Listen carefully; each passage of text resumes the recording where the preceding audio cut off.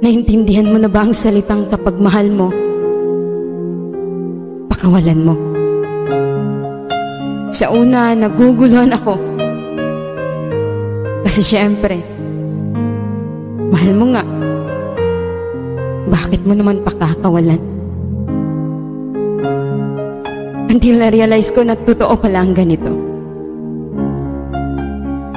Na kailangan mo nang hayaan ang taong gusto nang umalis. Kailangan mo nang pakawalan ang taong minahal mo ng totoo. At gusto mong maging masaya siya. Kahit hindi na ikaw ang dahilan sa ngiti niya. At yan ang pinakamasakit. Sa pagbitaw mo sa kanya. Sa relasyon, hindi lahat ng bumitaw ay hindi na mahal. Minsan bumitaw tayo kasi kailangan nating pakawalan. Yung ikaw na lang ang lumalaban.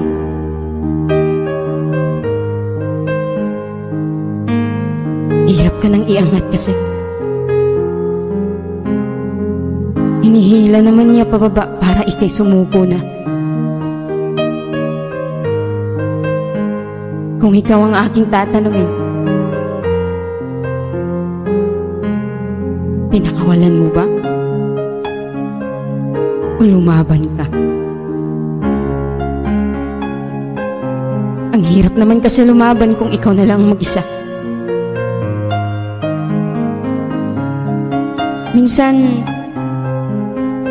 ang tao ay nag-iiba. Hindi mo hawak sila. Kapag hindi ka na gusto, pakawalan mo na.